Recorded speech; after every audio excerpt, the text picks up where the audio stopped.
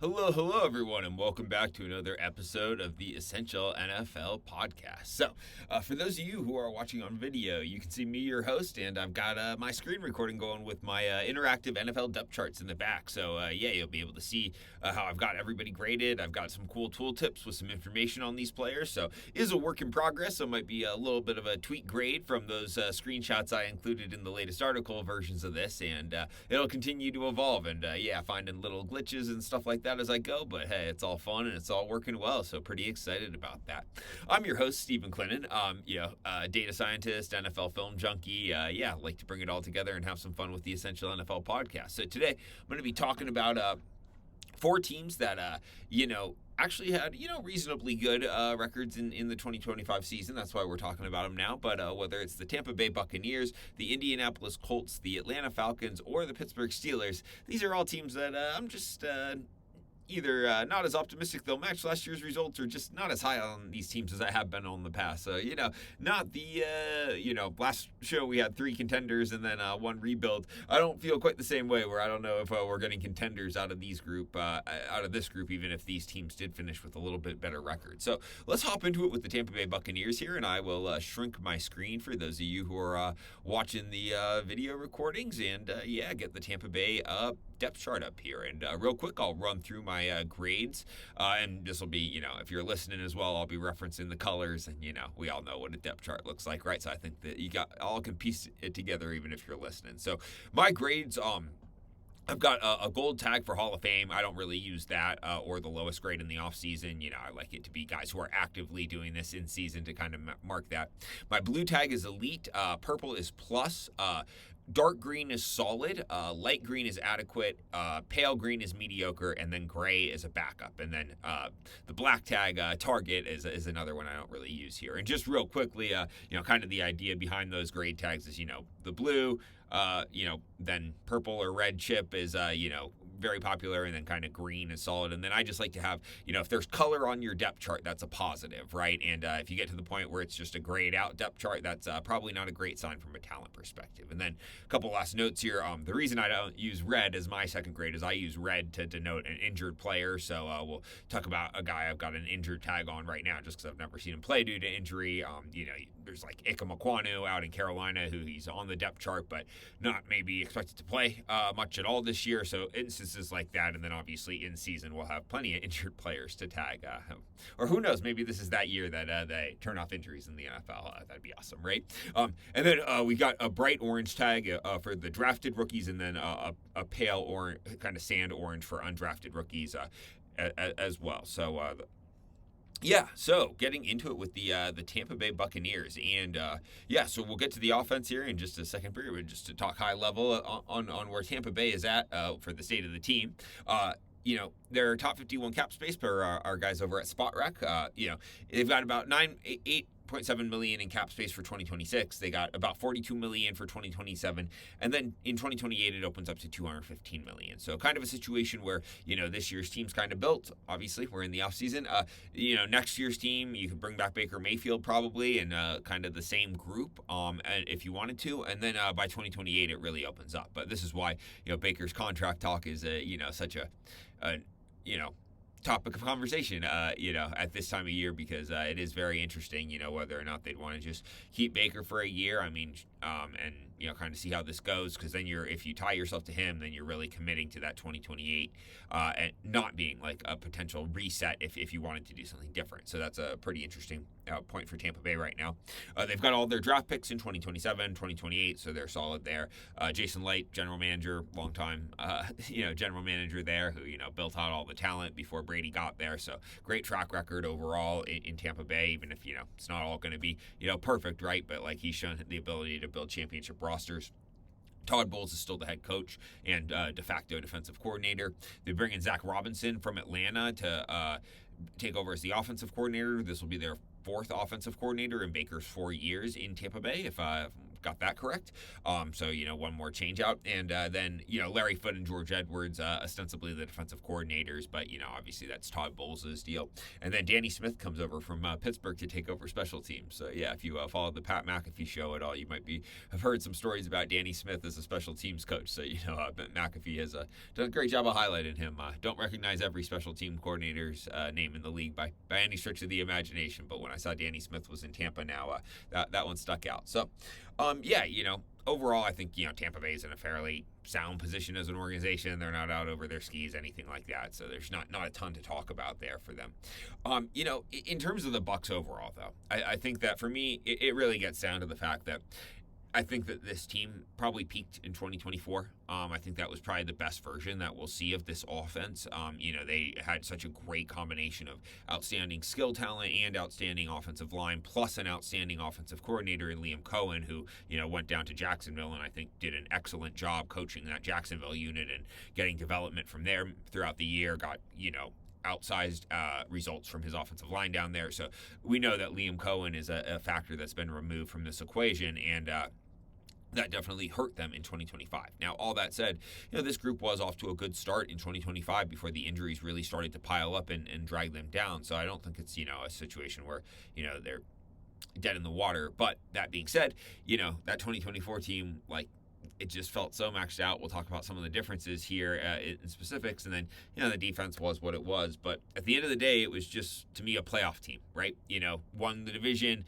I think they certainly could have won a playoff game. They didn't. They lost Washington. But, I didn't see them as a real championship contender. I thought the defense would have had to be way, way better for them to have any chance at that. We'll talk about where the defense is now. But, for the offense to potentially regress and not make up for that in an enormous way on defense, I just don't know that we're going to get anything all that different in Tampa Bay. And, I think that, at some point, having Baker Mayfield as your quarterback, it's a good time, and they're a competitive team and a fun watch week in and week out.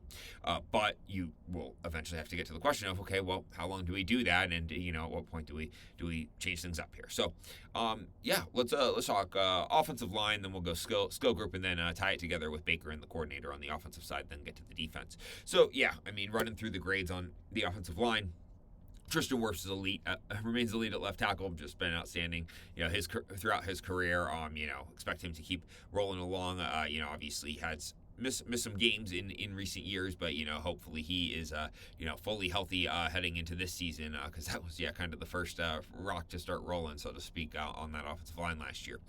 Ben Bredesen, I've got him as an adequate player, so that's the grade for a starting offensive lineman. If you're adequate, I feel like you can have a really good offensive line if you've got your fifth guy as an adequate player and everybody else with more color. So Bredesen is not going to be the needle mover for this group, but was a very solid player for them a couple years ago, and definitely felt the difference when they dropped off to, Dan Feeney still on the roster back, very, very clearly a backup in some of that down the stretch tape where it's like, oh my gosh, these guards are just getting their heads mashed in here.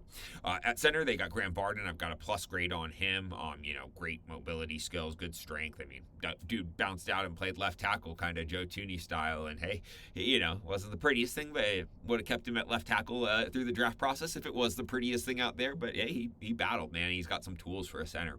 Cody Mock, I have purple as a plus player. I really enjoyed his tape 2 years ago. He's coming off injury, only played in 2 games last year. So, who knows, maybe I should have him slid back to solid, but these things are pretty fluid in the offseason. I think early season film is so important for that reason, just like watching the individual players and is this guy who I remember him to be or expect him to be? And, there's often differences and you got to roll with those punches, right? And figure that out.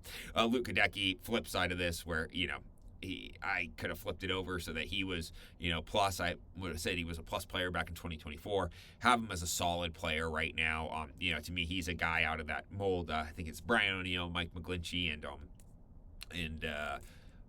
Braden Smith, who I think they all came into the league together, and they always reminded me of being pretty similar players, were maybe not perfect in pass protection, but really stood out in their ability to get out as, especially to the front side of wide zone. or outside zone, those guys can just widen so well and get along the line. I think that's where they really stand out, and ability to latch on to guys, things like that. So, I think Gadecki's, very, very good player, and as I say, I would have had him as a plus player when this team was really rolling, 2 years ago. So coming off injury, we'll see what he looks like, but kind of hard to tell. As I say, it's ambiguous this time of year. So, I think you got one, adequate backup in Justin School, who played.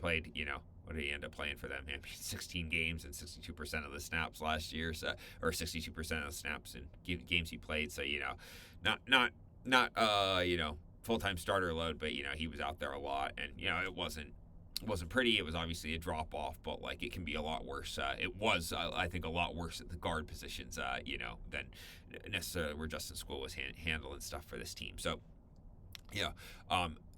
I think that group is, definitely the strength of, frankly, the team. If you got 5 quality starting linemen, you're in a really good spot to start with and have a little bit of depth there.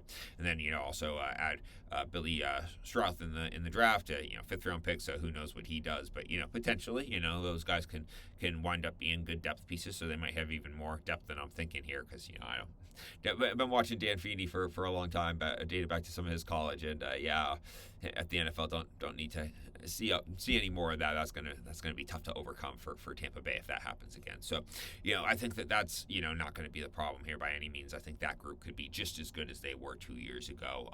Maybe minus a little bit of what the coaching unlocked for them, because I think I mentioned earlier Liam Cohen, 2 years in a row, because I would not have been speaking of this group in the same way 2 years ago. Cody Mock and Luke Gadecki going into that really strong season were very much question marks at that point in time, and obviously they Tristan Wirfs was Tristan Wirfs, but besides that, there were a lot of questions about the Bucs line back then. So I think that they're improved enough, though, as players, that you can expect them to be pretty strong. Now, where I think you get into trouble is with the skill group. Let's just get right into it with the receivers and running backs, and then talk about the tight end room. That's a little more straightforward. I think that let's go off the jump with Chris Godwin, because he's still on the roster, right? And it's the same name and all, but Chris Godwin's the player you're getting with that name has been very up and down due to injury. I think that when they were rolling, he was a plus player for them again, and he just wasn't that when he got out there last year. He wound up playing 9 games, and he finished with 33 catches for 360 yards. And Chris Godwin is getting up there in age. He's this is year 10 for him in the NFL. If you can see on my tooltip here, I've got all this information about them. We're talking 2017 draft pick, and a guy who's had an outstanding career, but I just don't know how much juice he has left to give. Emeka Egbuka is the guy that you really want to step up for this team. Obviously outstanding out of the gate last year, but then just slowed down the stretch, right? Literally with the hamstring injury, and then was competing for snaps with other guys. So Egbuka is the guy who I have him as a solid starter here, but he could week 1 film. I wouldn't be hesitant to push him up to a plus starter again if he's he's going to have a big role in this offense, is what they're saying. I'll play according to Zach Robinson, and so he's definitely a guy with upside there. Just not quite sure what to make of it after last season, and I don't think that he's necessarily a guy who's ever going to push to be elite with kind of his skill set. Although I would have said the same thing of JSN out in Seattle, so could for sure be wrong on that. Jalen McMillan rounds out the starting group for the time being. I think McMillan is an adequate player. That's a great I've got on him. I really liked his rookie film down the stretch. Long receiver for he's listed. What's he listed at here? 6'1", 192, but he just is very limmy, I would say. So I would if you would have told me he was 6'3" off his film, I probably would have believed you there. So I think McMillan does a certain set of things well. He's not a huge bulked up receiver. I don't think of him as the twitchiest guy in the world, but I think that he can be a quality player in your rotation. Obviously, overcoming that neck injury that limited him last season. We'll have to see how that continues to go moving forward. But obviously, it was great to see him get out on the field and be back in the mix with them. Draft Ted Hurst out of Georgia State, I believe, the 3rd round pick there. And he was a guy who, smaller school prospect, but, Greg Cosell in particular in the draft analysis process. I don't do college film, just if you're not familiar with the show, he was very high on him, and, I hold Greg's opinion in high regard, so I'm excited to see Ted Hurst on the field this year. But outside of him really stepping up, I think that, Tez Johnson, Cameron Johnson, I've got them as, adequate here based on the fact that they played a ton of snaps as rookies, and maybe we get some progression going into year 2. But, while they made some plays, I think at the end of the day, you have to say these guys were more backups than anything. I think Tez Johnson is pretty limited in kind of what he is, in terms of playing, just such a small size and what he can bring for you. And then Cameron Johnson, I mean, frankly, it's just, more an idea than anything. He only played in a couple of games, so or played snaps in a couple of games, so wouldn't factor him in too much. So and then you look at this running back room, and that's where the other part of this being pretty solid as to opposed to a plus thing, kind of like Chris Godwin. Bucky Irving coming off the injury plagued season in year 2. I would have had him as a plus player coming off his rookie season, which is about as high as I'd go with a player like Bucky Irving, who's undersized and a very specific type of back. I think at the end of the day, you just don't think of him as a bell cow back, and you really need to be that to be elite in kind of the way I grade it. But purple's an excellent grade for Bucky Irving. Now he could bounce back with that. He's very explosive player when he's at his best, and extremely shifty. Love watching his tape, but just coming off an injury plagued season, you wonder how those small guys are going to hold up as those things pile up. So we'll see what we get from Bucky Irving. Kenneth Gainwell, Sean Tucker round out the room. Gainwell caught a bajillion passes short, from Aaron Rodgers. Some long passes as well. That crazy one that he caught with 2 guys tumbling to the ground for the long touchdown. But he and Sean Tucker, I mean, they're not needle movers, right? And then you got Baker Mayfield at quarterback, who I have as a very solid green quarterback. But who, and he has his games where he's outstanding, but, I personally just don't see Baker as a guy who's got those plus elite traits to really elevate the offense. And then, with Zach Robinson kind of tying it all together here, I guess that it's hard for me, again, to see this group just elevating over what it was, because you've just kind of got, same quarterback, same offensive line who, they're doing what they're doing. I think the receiver group all together, even with Kadon, very solid tight end, everything like that. I have him as a green solid player, but he's not like a needle mover at that position. And versus the version of this team that had Mike Evans and Chris Godwin driving things and playing at a really, really high level, and then you're rotating Jalen McMillan in, and he's giving you what he gave you down the stretch in 2024, which that was significant.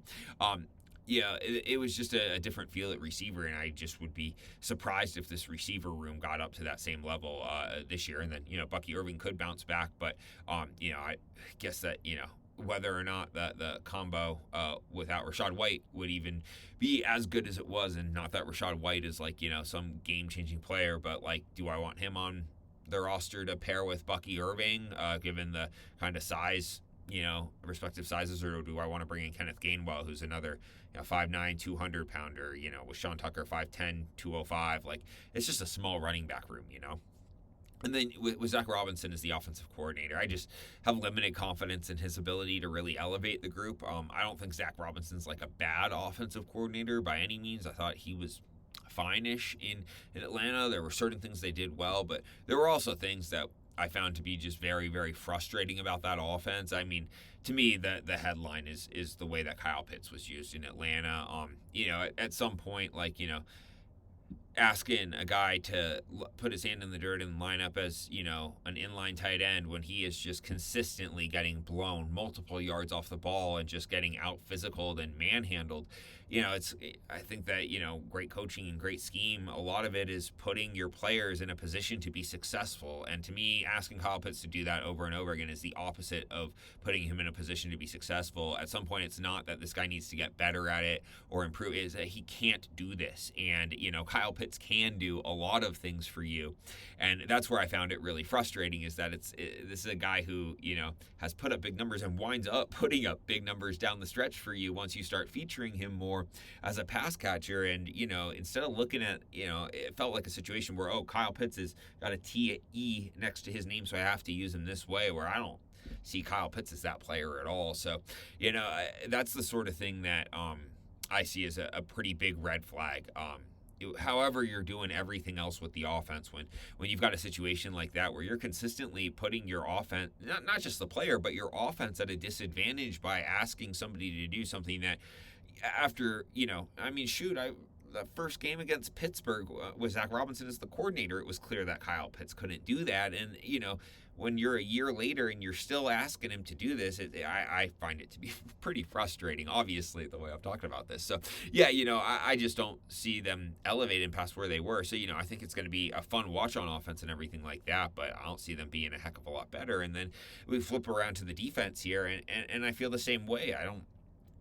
Maybe Ruben Bain does turn out to be Myles Garrett here, but short of that, I just don't really see how this defense is really gonna swing things. And to be frank, I would have questions about it even in that case, because let's just get right to we'll start with the back end here, and we'll kind of fill in with some of the more positives here. But I think the back end of this Tampa Bay secondary looks really shaky. To me, the fact that Benjamin Morrison, I know he's getting a lot of hype out of some training camp stuff that I saw, but that was surprising to me. I mean, he just struck me on film as he's listed 6 foot 190. I didn't think he played to that. He struck me as a small, tentative player out there, and I know he was coming off injury and everything like that, and it did get better. I guess down the stretch to some degree, but even some of the late season games against Carolina, he had some reps where he was competing better, but he also had some reps where he was giving up plays, and I don't know, that to me is just a real big question mark, and they don't have a strong alternative. I've got Jacob Parrish, one of last year's rookies, as a green solid player. If he's in the slot, if he is moved to the outside, that tag drops to probably mediocre, if not, or maybe adequate, but, definitely don't feel like he's a solid starter for you on the outside. And then Zion McCollum, he's fine when he's at his best, but it's not like he's some lockdown guy that allows you to roll help to Morrison, right? So, if Morrison doesn't work out, kind of what do we do here? And, you draft Keontae Scott in, the 4th round? And, I heard a lot of draft analysts. I know Daniel Jeremiah in particular loved Keontae Scott, and, maybe he brings some juice to the slot, but then what do we do with Jacob Parrish? Are we just playing dime all the time and we play both of them? And how big of a, some small players in your dime as well, which is inherent, but, you don't have 3 safeties in that case. And, it's just, kind of question, and it seemed like Keontae Scott was a slot-only guy too, so I just worry about those outside corner positions. On the back end, I do like the pairing of Antoine Winfield, who I have as a plus player, and then Tyke Smith, who I have as a solid player. Tyke Smith, and another guy who was actually good in the slot for them as well, I feel like, as a rookie, and then, transition. So, it's a versatile group back there, but I just think that they really lack, big time dudes, and I don't feel like this is, that Super Bowl run. What was it? Carlton Davis and Jamel Dean was, across from him, and then you had forgetting the name, Sean Murphy Bunting, who was competitive in the slot at his best. I just feel like it's a long ways from there, and then you move into the front, and that's not even that you think back to how great those Tampa Bay defenses were when peak Levante David and JPP and Shaq Barrett coming off the edges. And, back then, we'll start with Vita Vea here for the current version of the team. Back then, Vita Vea was a no doubt blue player in my book. And, Vita Vea is still, a force and, has his moments. And, maybe I should have him as a blue player. But, I guess for him, and maybe it's just that, those years that were his peak were gold. So I'll have to reconsider that as I go on this summer, because Vita Vea still has his dominant moments. But to me, he's just not quite the player he was on those Super Bowl runs. I feel like he doesn't just manhandle people on as frequent a basis as he did back then. And I still got it in him at times, but I mean, what year? He's year 9 in the NFL coming up here, 2018 draft pick. So I think that you're just, talking about a guy who's, he's just older at this point, right? So he's just not quite that same dude. And then, around him, I don't know, we'll see. Kalijah Kancey's going to, be back in the mix after, he played 3 games last year. So hopefully they get him back in the mix. I really like Kalijah Kancey as a guy who's got some wiggle on the inside next to him. Ashawn Robinson comes over, still just a huge body who can hold the point. They've got him. They've got Rakeem Nunez-Roches, similar to that. Elijah Roberts, how many snaps did he, wound up playing, 48% of snaps across 17 games. So, a lot of snaps for Elijah Roberts in his rookie season. And I thought, he had his moments out there where, hey, got number 95 doing some positive things for you there. So, I think that group is fine, but unless Yancey comes back and it's just like has a breakout year coming off injury, then I don't think that that's like a huge needle mover. And then you look at the edges, and yeah, maybe Ruben Bain is this good of a prospect and everything like that, and he, shifts their fortunes on the edge. If he's a purple or a blue player, that certainly is going to go a really, really long way.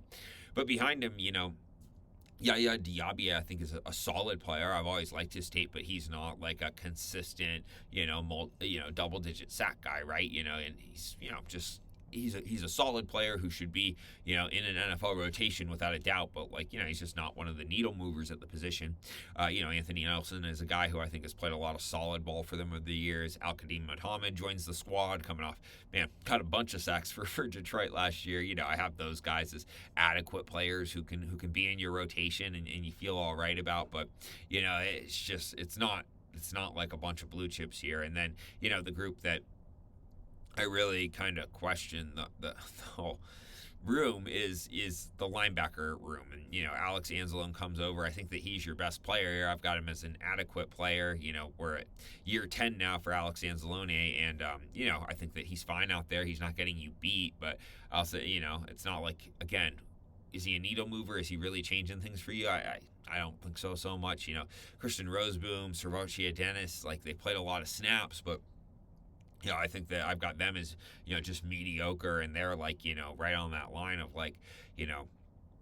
is this guy, helping us or hurt? Yeah, I think very, very neutral players at best, right? And then, they draft Josiah Trotter in the second round here, and, maybe he comes in and does something, but, he was regarded as more of an in-the-box guy rather than a sideline-to-sideline player. So, it's just hard to say that, how they're going to get huge impact out of that room. So, I think that, relative to last year's defense, it's, it'll be interesting. No Levante David in the middle anymore. He wasn't the elite player he once was anymore, so maybe Anzalone kind of cancels that out. But, I certainly don't think that you're getting better at outside corner by swapping Jamel Dean out for Benjamin Morrison. And, outside of, again, Ruben Bain just being absolutely outstanding. I just kind of struggle to see, Todd Bowles is still the coordinator. We're not, and not that that's a bad thing, but we're not going to change out ideas and get, some sort of burst from that. So, yeah, I think it's just a Tampa Bay team that you look across the board and, it's a fun team. I'm still looking forward to watching them and everything, but what are we really doing here? And I guess the argument I wrote in the article that, is just kind of Steelman in this is, well, didn't the Seahawks just win a Super Bowl with Sam Darnold? It's like, well, yeah, sure, they just won a Super Bowl with Sam Darnold and the best defense in the league, and I just don't see this as that. So, we'll see. Tampa Bay, I think, competitive team in the upcoming season, but, pushing for the Super Bowl, I can't see that at all. I think it's going to be, they'll compete in what looks like a pretty, weak division, but I don't know. Beyond that, I just don't see it. All right, let's move on to another team that I just don't really see it with, and that's the Indianapolis Colts. And so the Colts are set up now. They're 2-year contract with Daniel Jones, so probably committed to this version of the team through at least this year, and then who knows? Maybe, I think we'll see from there. We'll talk about that, but they do have apparently $32 million in cap space. When I last checked Spotrac, that this is pre-rookie signings, but even that doesn't account for it. So would in theory have some wiggle room there. $64 million in cap space for 2027, and then they're another team that's cleared out for 2028 with up over $200 million in cap space projected. They've got their 2nd through 7th round picks this year, traded away the one in the Sauce Gardner trade, and then had their 1 through 7 picks in 2028. Chris Ballard and Shane Steichen, a much embattled pair, remain in place as the general manager and head coach. Shane Steichen oversees the offense. Jim Bob Cooter, is coordinator. On the defensive side, they got Lou Anarumo, running things, and then Brian Mason's the special teams coordinator. So, getting into, kind of the state of the team with Indianapolis, obviously they got off to a heck of a start last year, and there was a lot going positive, and a lot of things moving in the right direction. But obviously Daniel Jones gets hurt right after they trade for Sauce Gardner. One thing after another happened injury wise, and it felt like this team was just totally snake bit down the stretch, and things really came crashing down in a big way.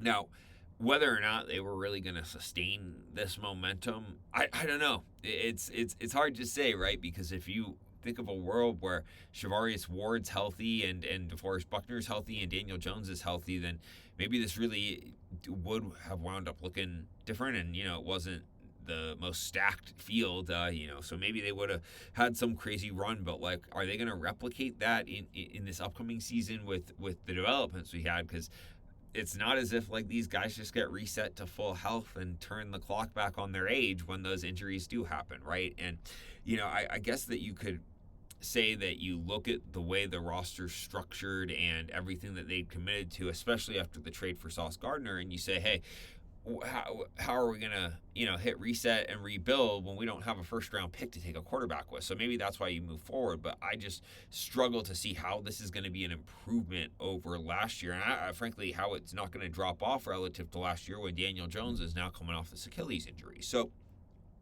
looking at the Indy offense, and I'm going to try to take this a little bit bigger picture here rather than hitting every grade. If you're watching along, then you can see as we go.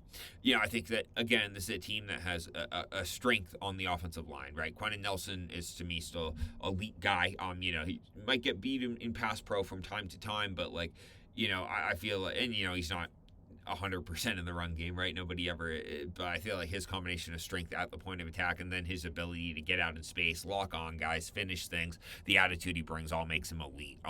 I've got him playing next to a purple player in Bernard Raymond, who I think just has, such great traits for the position, and just he's such an easy mover out there. And, it's just been a lot of fun watching him go from like the rookie who I'll never forget, DeMarcus Lawrence, like throwing this like fake hand move at Raymond, just knowing he could get the raw rookie to bite, and then Lawrence pops him both hands on the chest and just puts him on his back. And it was like, well, hopefully, if he learns from this, like, he's going to be a baller. And I feel like that's turned out with Bernard Raymond. So who knows? Maybe we even get a blue grade on him. You got to, be open to these things, I think. But yeah, I like watching Bernard Raymond play a lot. So, a good player over there on the left side.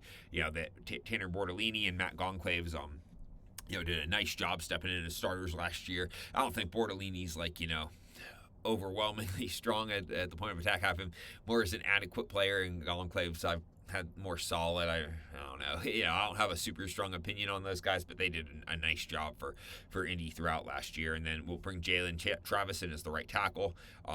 Did get some experience last year. Have him, give them the benefit of the doubt there with how well they've developed the linemen, and just have a light green tag on Jalen Travis for now. But we'll find out pretty quickly now that he's in the starting lineup which way that goes. And then they've got a potential depth piece adding Jalen Farmer in the 4th round. But really it's about that starting 5 there, and that should be a very good group. I mean, Jonathan Taylor, got him with a blue tag right now, coming off an elite season. Now, tough thing is for a running back, man, Jonathan Taylor, what a freaking year he had, right? Like, I mean, the Atlanta game and that run he had to put, Indy kind of let them pull away, where he's just stuck at the line and bounces the whole thing outside. It was just everything that's great about Jonathan Taylor, right? Like, he's such a, unbelievable explosive runner, and I mean, I think really good vision, finds those lanes to just hit the home runs. Now, the tough thing though is that so often is this way where it's up and down for running backs, right? And he had that incredible season, and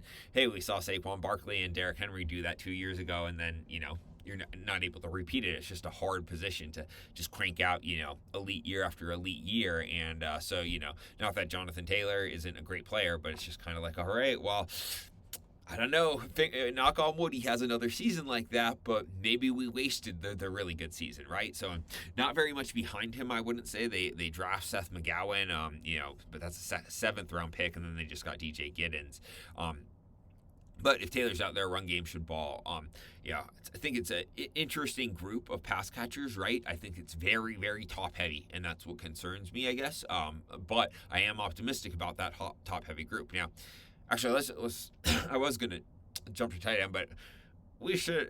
Worth bringing up that the fact that Alec Pierce is sidelined with this ankle surgery, and he's, that just adds to the concern. This is a recent development that apparently he had surgery this offseason, and man, like, going from being the number 1 receiver on the market to hearing that that's going on, like, that's not good, right? Like, it's he was playing through that, and maybe it's cleaned up and that it does work out to just be fine. But like, it's one more player on this Colts team that is a critical piece, and you're hoping to see Alec Pierce. I've got him still as a solid player. Like, at the I think he's improved immensely, and he's continuing to add to his game. But at the end of the day, he had 47 catches, right? It's not as if this guy's like a elite guy, and I think that he's got like a game that pairs really well with Josh Downs, but it's not the most complete game in the world.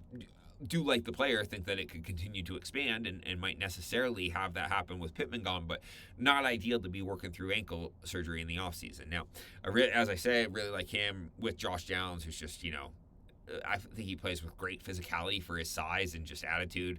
Out of the slot, he can just kind of do whatever you need him to. Has really good speed. And even at it's 5'9", 170, and he just he does not play like he thinks he's 5'9", 170. There's just other guys at that size who I feel like just don't play with quite the want to, or and maybe that's the wrong word, but just like with Downs, I feel like it's just over the top. I feel like his intensity kind of pops off the tape a little bit when he's playing. I'm a big fan of the player and looking forward to seeing him expand his role. Now, once you get past them, and we will talk about Tyler Warren as the last pass catcher, we get into a lot more question marks, right? We got Deion Burks, who's 5'9", 180-pound speedster. We'll see if they get anything out of him, but he seems pretty specific. So funny looking at Nick Westbrook-Akine, who had the 9 touchdowns on 32 catches back in 2024, and just did not build on that. Post 0 touchdowns on 11 catches, spending last year with Miami. So at least Westbrook-Akine has some size to him at 6'2", 210 to with. Obviously Pierce is a bigger guy, but Downs and Burks are not. So, he can probably play a role in the rotation, but honestly, if he's not catching any passes for you, that's probably, a good sign. Just not a deep room. You still got Ashton Duell and you still got Anthony Gould. So if Pierce struggles to come back from this ankle, if Downs goes down with an injury again, man, you're putting an awful lot on Tyler Warren, who, hey, terrific guy, pass catcher. I think that he did, a lot of really positive things for them. He's 76 for 817 and 4 touchdowns, right? So heck of a rookie year. But, at the same time, I feel like he's a really, really good complementary piece rather than a Travis Kelce who you're legitimately going to build your passing attack around, right? So I think that, Warren is, certainly a high-end player and should continue to get even better. I mean, tight ends typically do in the NFL, a lot to learn. So, but even if Warren's elite, I just kind of worry about the depth around him. Mo Ali Cox is a good blocker who can still, throw the hands up and still bring them down, doesn't get targeted as much as he did back in the day. And, Drew Ogletree, Will Mallory, I think can be part of a functional offense, but I think it's just if you have anything go wrong with your top players here at those skill positions, then you're really sapping Daniel Jones with the weapons around him. And then, getting to Daniel Jones, have him as an adequate player at this point coming off the Achilles, because, man, even in last season, where I thought that he was clearly, definitely a solid starter with the way he was playing, right? But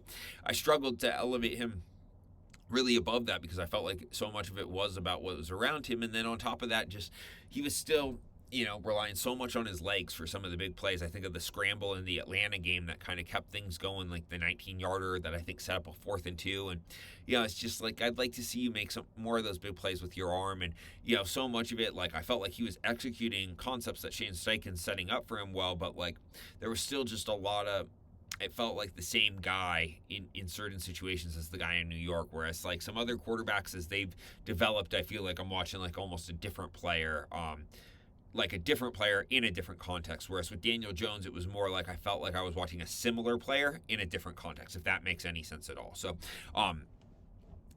with this offense, I think that Shane Steichen does just such a great job as a coordinator, and we'll talk about kind of the overall vibes of the team to wrap it up, but I didn't feel like Jones was a materially different player. And then, I got Anthony Richardson, just a pale green tag because, kid's all as talented as all get out, but should probably just be a backup at this point. Well, have a backup or even a target tag at this point. I mean, he's been really bad at times, and but whatever. I'll leave that on him. If he who knows what he's doing in the offseason, and maybe he comes in surprises. And then I think Riley Leonard's a backup for you.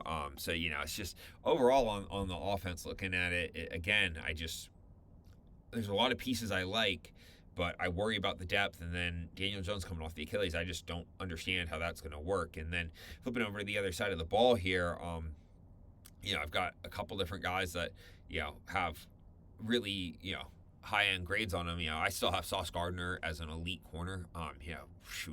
There's some snaps that he has still. Like I was thinking of a stop route he breaks on from off covers that he dang near picks off and takes a house. Of course, still can't catch, but just those stride lengths and his ability to trigger, see the game. I think you still have an elite corner there.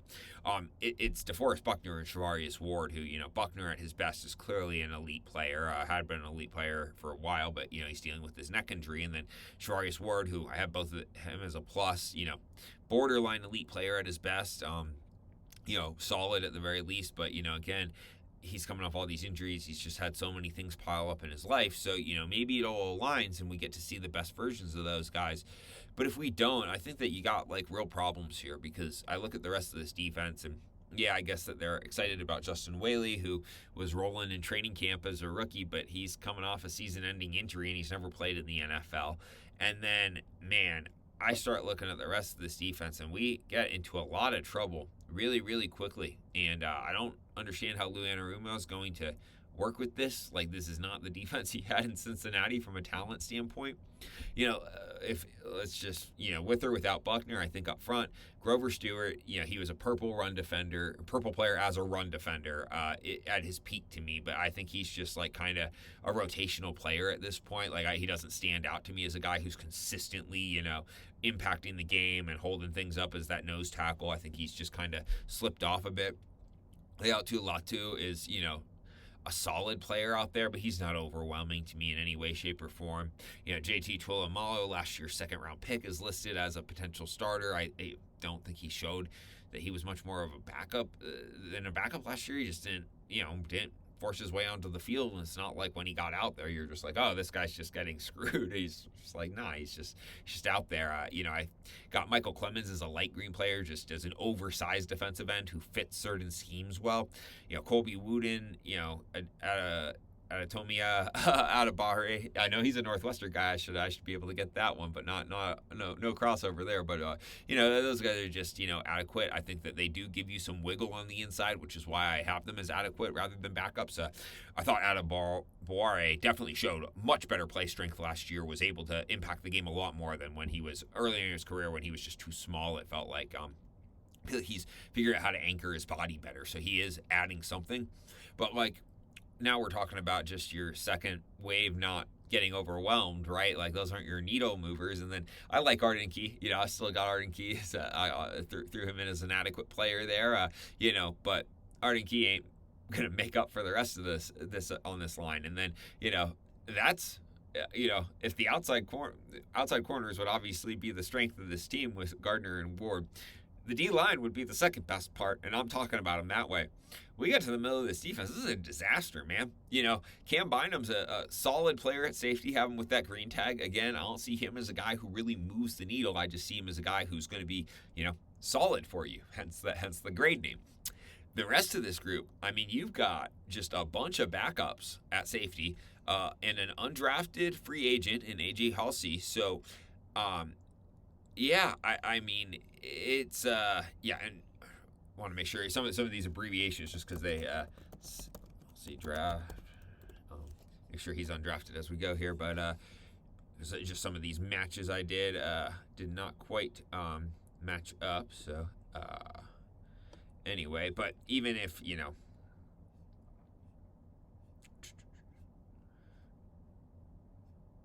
okay, yeah, AJ Halsey, yeah, he was all right. So.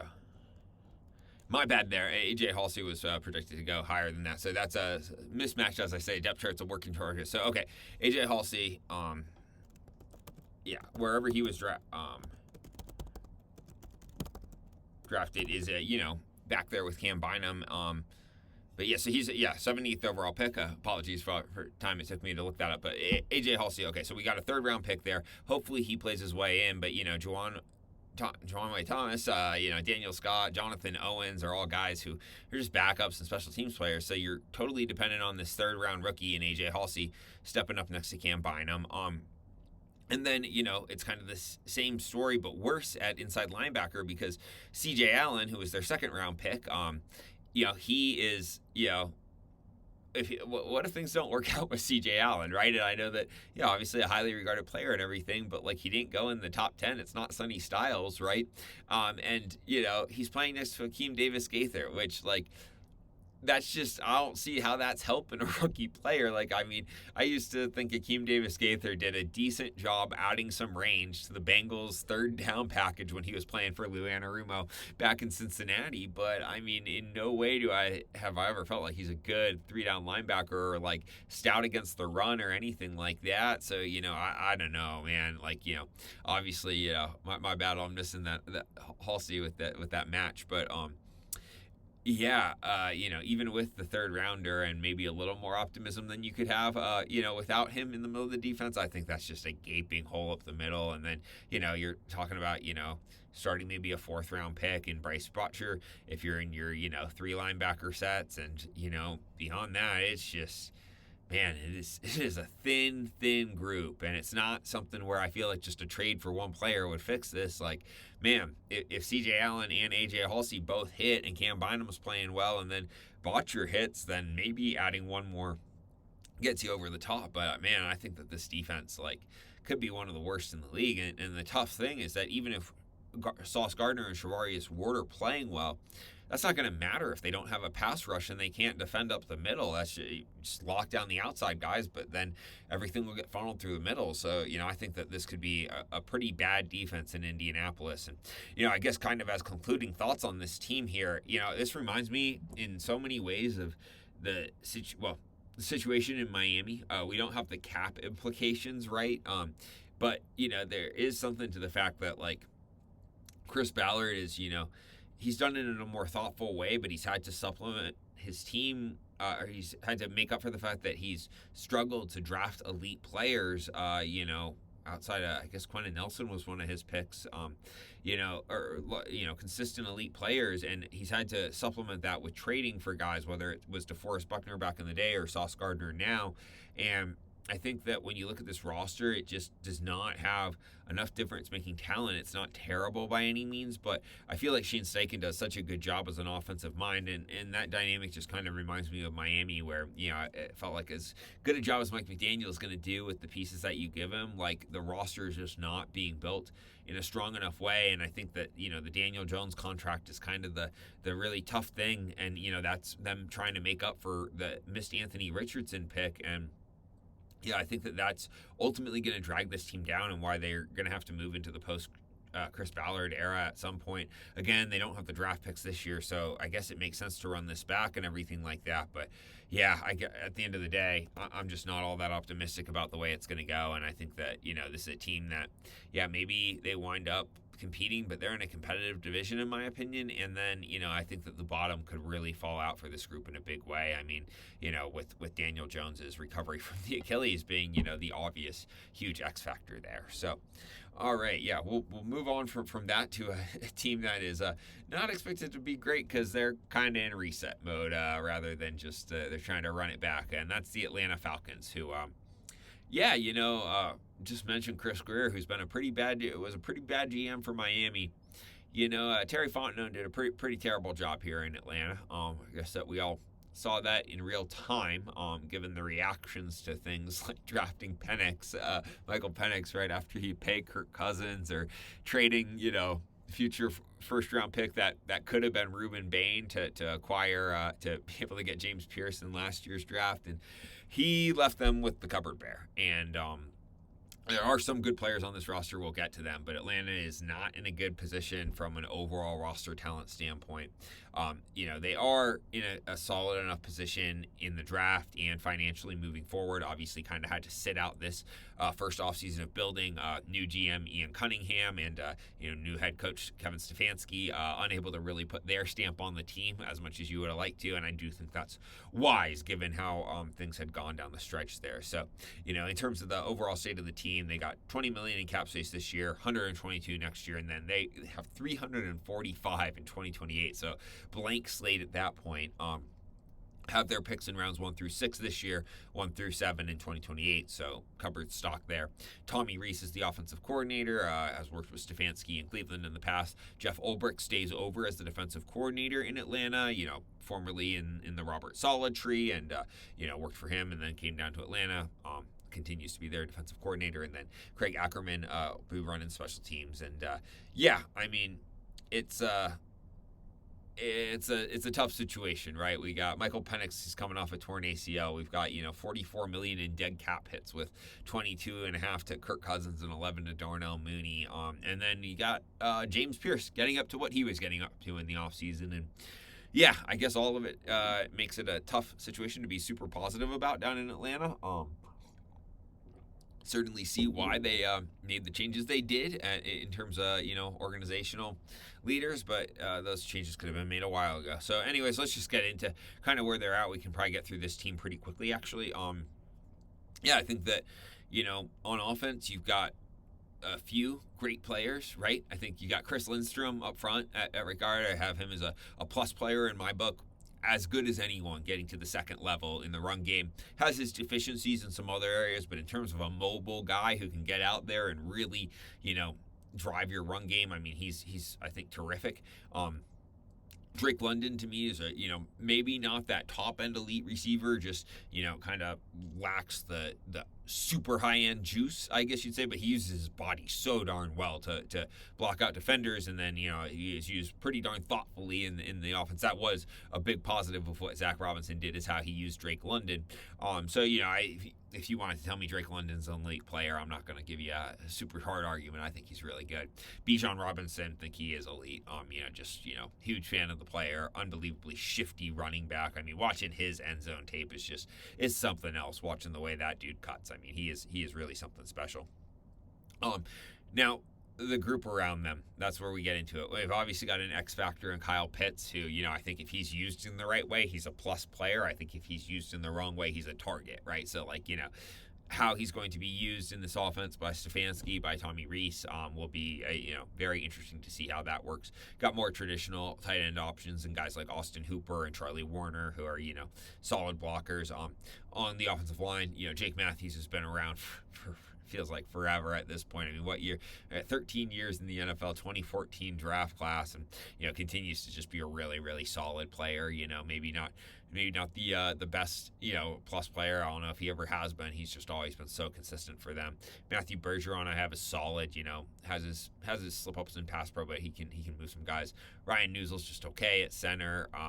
Juwan Taylor, for all the flack he catches in Kansas City, he was also part of a bunch of really championship teams. So I think that you can play with Juwan Taylor, but he just never should have gotten paid the way he did, right? He's just always been kind of a middle of the pack at best offensive tackle. So, we'll see what they get out of him.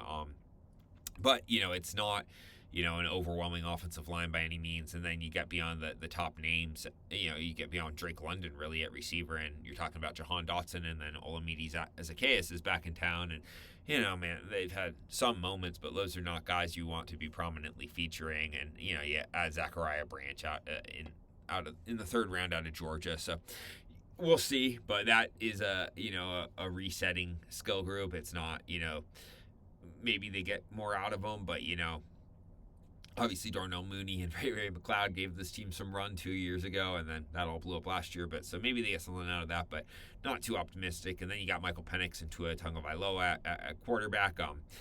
Both competing. I think Tua, super specific player. You talk about a player who looked like same player in a wildly different context with Mike McDaniel. I mean, what McDaniel was able to do with him was spectacular, coming off a rough rookie year. But Tua just does not have great tools for the NFL, and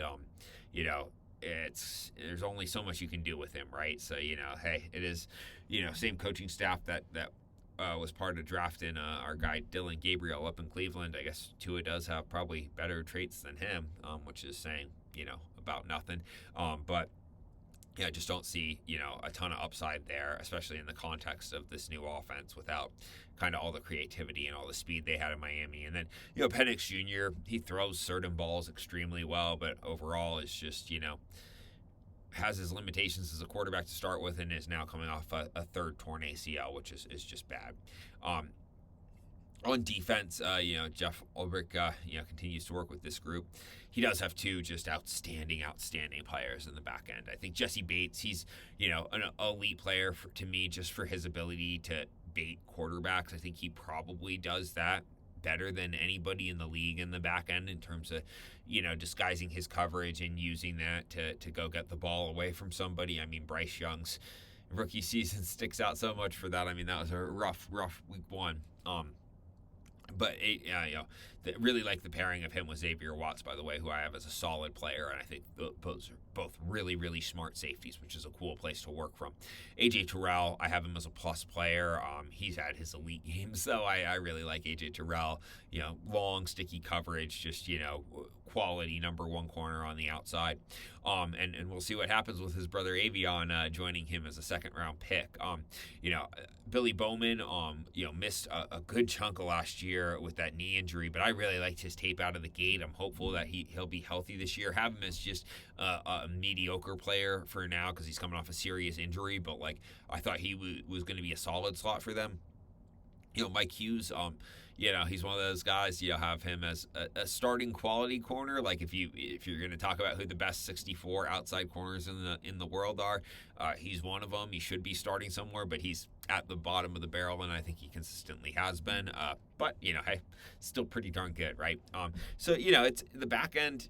It's solid enough. I think that if it was tapped onto a different front, you'd be in a different situation. But that front, man, it just it seems rough to me. I mean, inside linebacker, it's just, I don't know if any of these guys should really be starting. I think that Divine Diablo and Christian Harris, it just strikes me as man, such an undersized pairing. I mean, yeah, you got a 220-pounder and a 230-pounder, and then, JT Bertrand's sawed-off little white guy as the backup, right? And so, I think that this is not an inspiring group right there. So I think you're going to have a weak middle at the inside linebacker position, and then on the edges, I guess I'll talk about James Pierce first.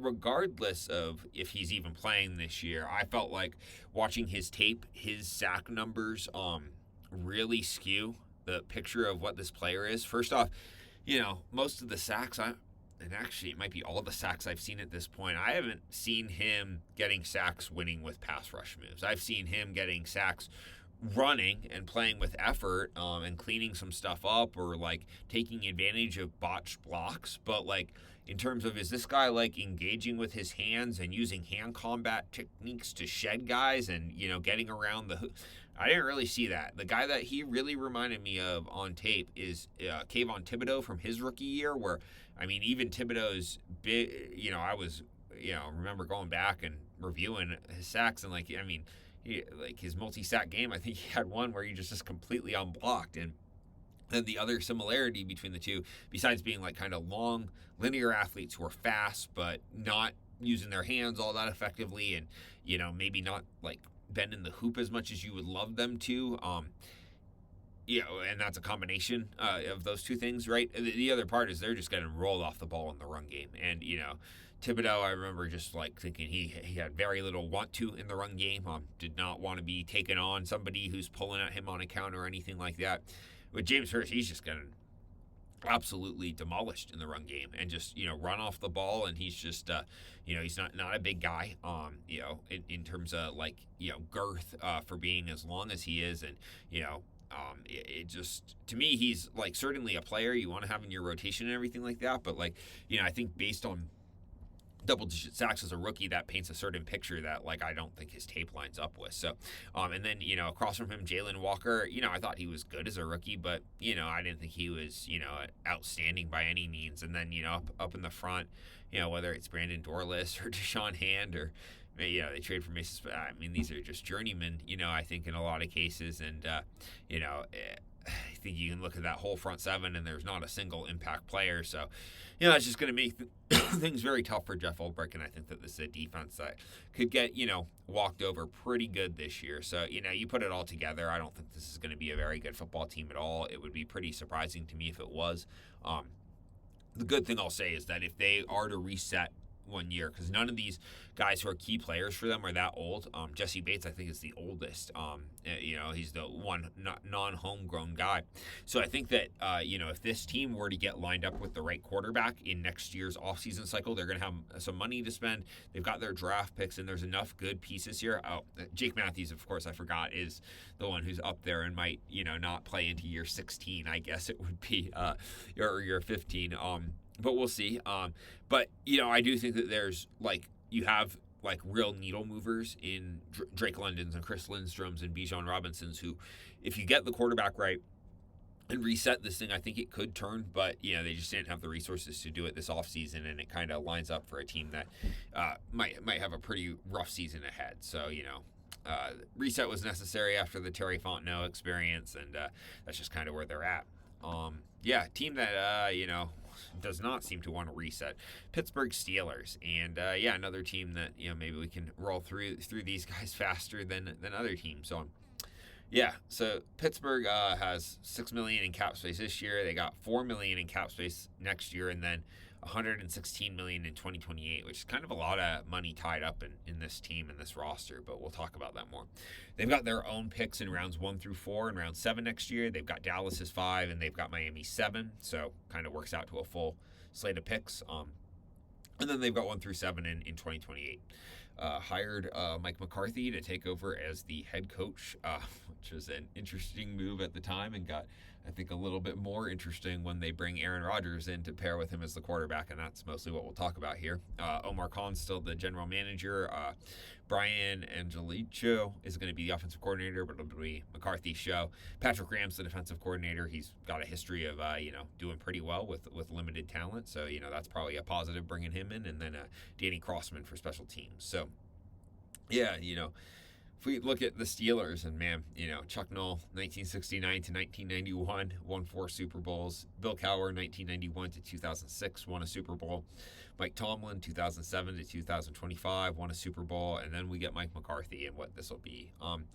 In a vacuum, don't have much of an opinion about hiring Mike McCarthy. For all the flack he catches, he's had a ton of success in the league. Kept Dallas very competitive, won a Super Bowl in Green Bay, has had great quarterback play, but that's usually a necessity to win in the NFL, so that is what it is.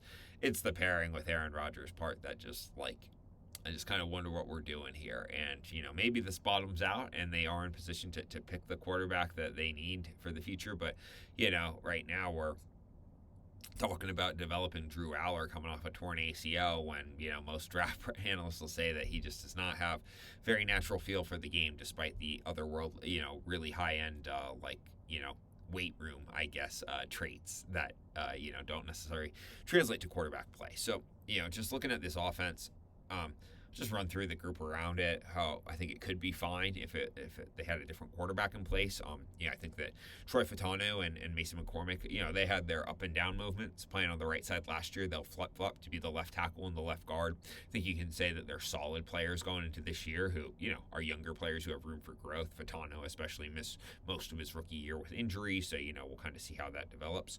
Zach Frazier, I think, has been a plus player for them as the center.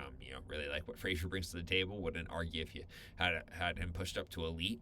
Spencer Anderson was 6th offensive lineman. He'll flip in and slide in as the right guard, it looks like, and we'll kind of see what happens with him. But, have him as, probably a mediocre starter. He's played some ball before. Broderick Jones, who was the starting left tackle, is dealing with the neck injury. I have him as a mediocre starter in any case. It just has never really clicked for him in pass protection. He was such a lunger when he came into the league, just overextending at guys, bending his hips, getting his eyes out of whack, and it was just a lot of stuff to work on there, and it just has never really smoothly come together. So they draft Max Ianicher in the first round this year, hoping that he steps in as the starting right tackle and is able to hold on to that job. Added Brock Hoffman, who previously played for Mike McCarthy in Dallas, and who I think has, shown himself to be a solid interior swingman. Thought that I've never watched Brock Hoffman's tape and think that this guy's just a mark out there who we can't play with. So, he brings that interior versatility, gives him a backup there. They also drafted Jennings Dunker in the third round, a mulleted guy out of Iowa who maybe he brings some attitude and some swag to this group if he needs to step in. And then, I think that at the skill position, you're fine. I think Pat Freiermuth, didn't get the play he should have. I think Pat Freiermuth's a really solid two-way tight end who should get more production. Darnell Washington, obviously the biggest blocking tight end in the league, who's got some soft hands as well. Bring something in. I think that gives you two really interesting tight ends to work with in your 12 personnel. And if you want to go 12 personnel with DK Metcalf and Michael Pittman as your receivers, man, talk about one big group right there. And DK Metcalf's a guy who he'd be purple on kind of traits and everything like that, but just he's pretty limited and inconsistent. So kind of have him as a solid player. Pittman's kind of the other way, where it's a lot more about the consistency rather than just overwhelming traits. So that'll be an interesting pairing watching those two guys together and see how they work at receiver on. You also draft Jeremy Bernard in the second round out of Alabama, and then Caden Wetjen, probably butchering that, out of Iowa via Iowa Western Community College. He's a fourth round pick, so you get a couple more guys in the mix there. And then I like the running back room with Jalen Warren and Rico Dowdle. I think that both those guys run with some good physicality. Warren in particular has some pull away speed, maybe not like the certainly not a Jahmyr Gibbs kind of pull-away speed, right? But Warren's got that extra juice to take it to the house if he needs to.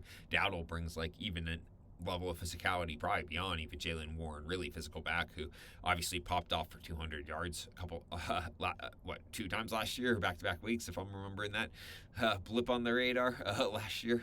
NFL seasons are so crazy. And then, got Caleb Johnson, who was a third-round pick. We'll see what they get out of him this year. And then, and then added Eli Hendricks in the 7th round out of Navy. So all those pieces I think are, fine, solid middle. It's not an overwhelmingly talented group, right? Like it's not the Los Angeles Rams.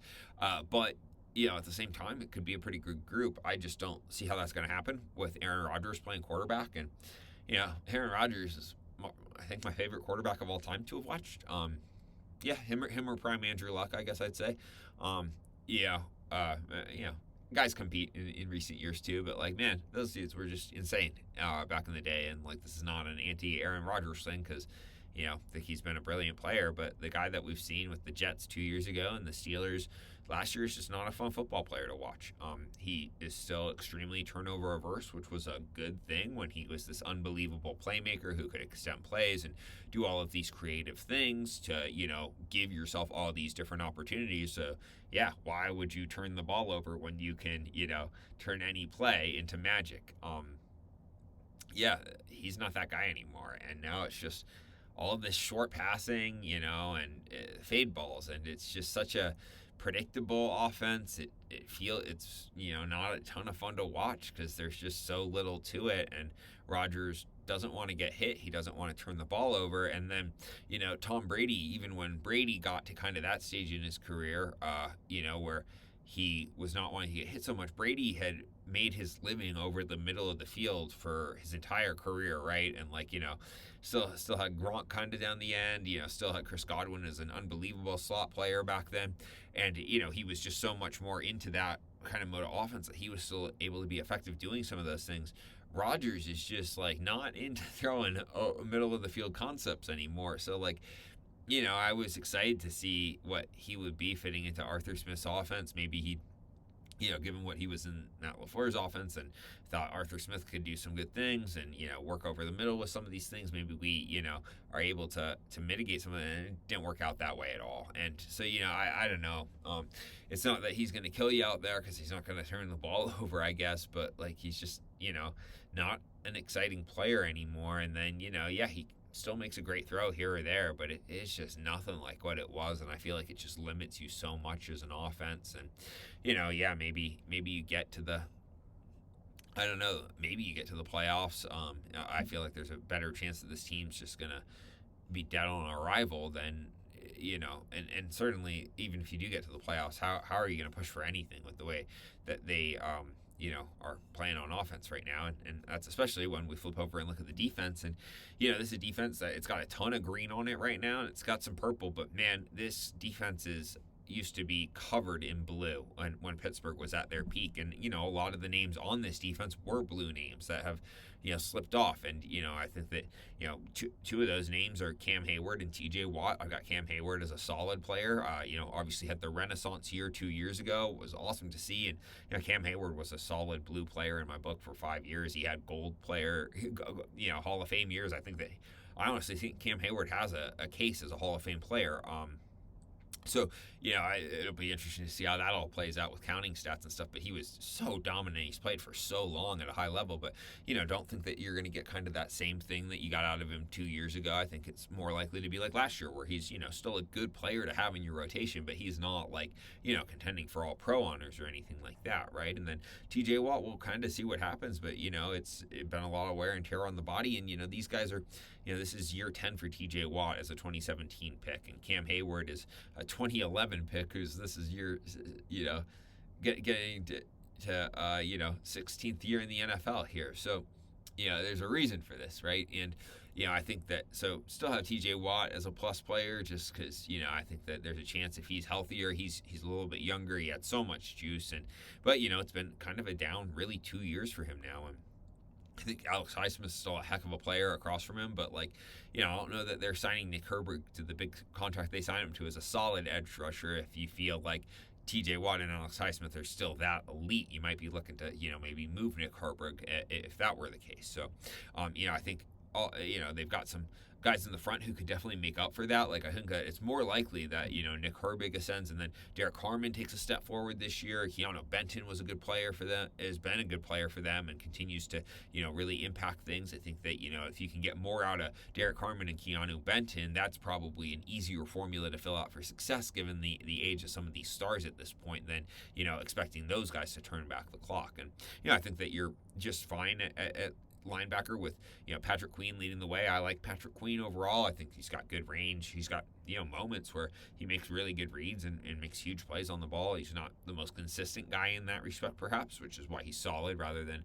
a higher grade. But I think Queen's a good player to have in the middle. And then Malik Harrison, Peyton Wilson, both solid players. Cole Holcomb, another guy who's played a ton of snaps in the NFL, even if that's kind of dropped off in recent years. So they got some bodies in the middle besides that, but I don't think those guys are really making a difference for you. And the back end, again, it should be solid, right? So, I think that Joey Porter Jr., he cut his penalties down so much last year. Maybe he's a guy who should have a purple tag as a plus player right now. I wouldn't argue too hard against that, but have him as a solid player right now. Got Jamel Dean across from him, who another solid player at outside corner. And then, they got some depth there with Asante Samuel on the roster and then drafted Dalen Everett in the 3rd round. We'll see what he is. And then, I'm amped up to read about what they're planning to do on defense with Jalen Ramsey and the comparisons Mike McCarthy's staff has made between him and the way Charles Woodson was used in Green Bay, because I think that's just a perfect deployment of Ramsey.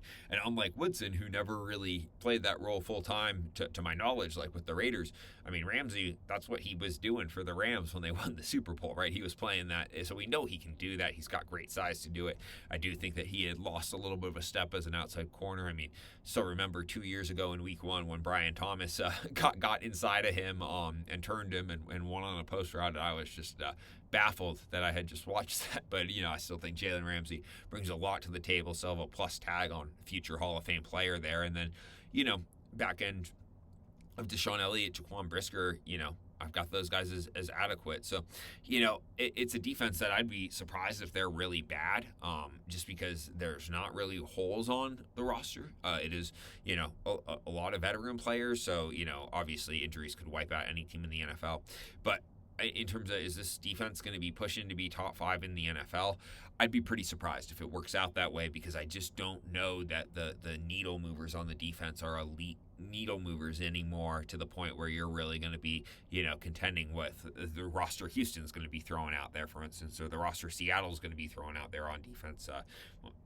The Rams after Myles Garrett was added. So, again, I'd be really surprised if this Pittsburgh defense is like a problem for them.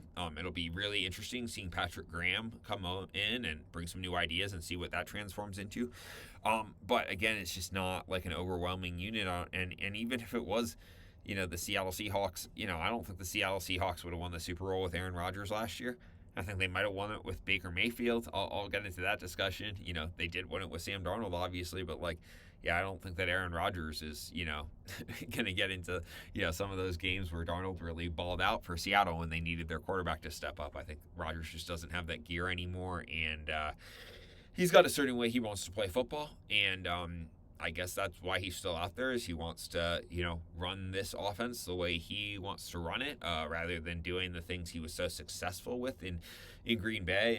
And, who was it, Ted Thompson, who said Aaron Rodgers is, he's kind of his own fellow, or, I forget exactly how Ted Thompson phrased that during one of Rodgers' contract standoffs, but it is just so funny listening to him on the McAfee show after, the frustrations he kind of showed with McCarthy down the stretch and the way he was playing. And then as he wins 2 MVPs playing for Matt LaFleur, he becomes fonder of Mike McCarthy and the old days, and apparently resentful of what they were doing in Green Bay that was helping him to, play at such a high level. And obviously he was playing at a high level in a vacuum as well. He was just playing I remember that first game of the MVP season where it's 5-6 throws in. It's oh, he's back. And he's brought up the fact that lower leg injuries, made him, maybe not the elite quarterback. He was just a plus quarterback for a little bit there.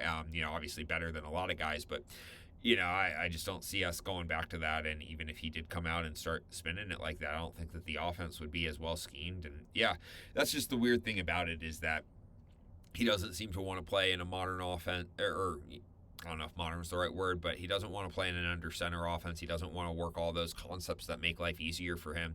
And then within the context of what he's doing, he wants to, I don't even know what he wants to do. He just wants to throw flat routes and screens. And, it's just not inspiring. I guess maybe, able to develop Will Howard or Drew Aller behind him.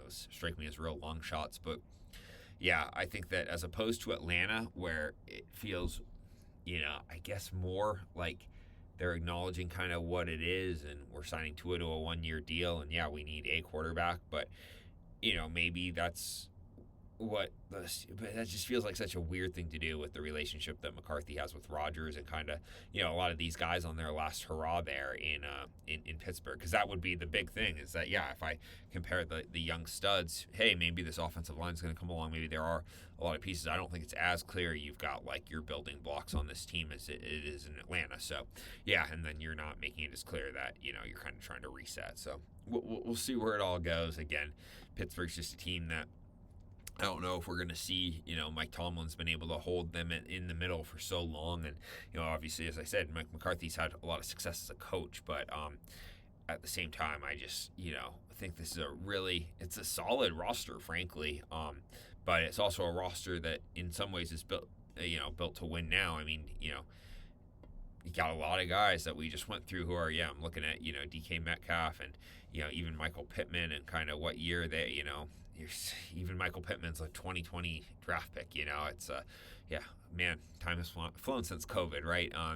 So who knows, how long this roster really stays together, and it's kind of a bummer that you just don't have a quarterback who you think is really gonna push for anything this year. So with obviously the Steelers are in a division with the Browns, who are unlikely to compete for much here, but they are also with the Bengals and the Ravens, and that's going to be a tougher proposition. So, anyways, kind of four teams that aren't the most interesting to run through here, but got to get all the teams checked off, right, and get a feel for them. So, I'll be back with some more exciting teams in their outlooks for next year. But it's been fun doing the coding, and have a lot of good things coming along with the model. So, look forward to getting out of the team preview series and into some of the projections coming up soon. But hope that you're all enjoying this as we go. And as I say, if you're checking out the video, then hope that you were able to enjoy that.